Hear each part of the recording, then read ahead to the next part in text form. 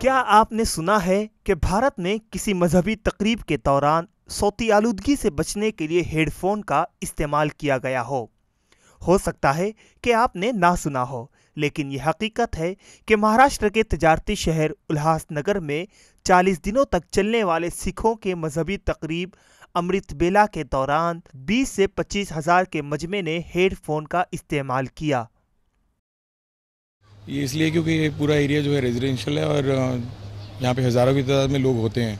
तो ना स्पीकर लगा सकते हैं ना एम्पलीफायर अलाउ नहीं है, क्योंकि जो टाइमिंग है सत्संग का वो 4 बजे के आसपास स्टार्ट होता है और 6 बजे ख़त्म होता है,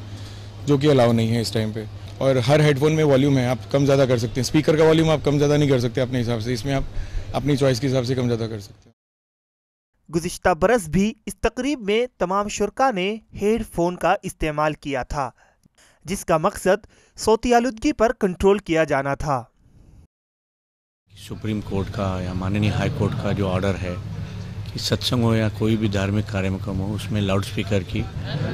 पाबंदी है,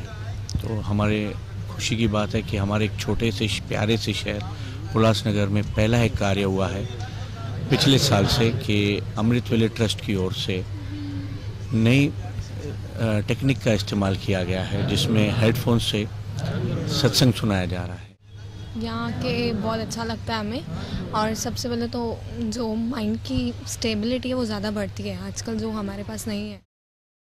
लेकिन सवाल ये है कि क्या सिखों का ये अमल दीगर मज़ाहिब के लिए नमूना बन पाएगा? अगर वाकई दीगर मज़ाहिब के लोगों ने मजहबी व समाजी तकरीब के दौरान इस टेक्निक को अपना लिया तो फ़िज़ाई आलूदगी पर कंट्रोल के हवाले से एक अहम कदम समझा जाएगा।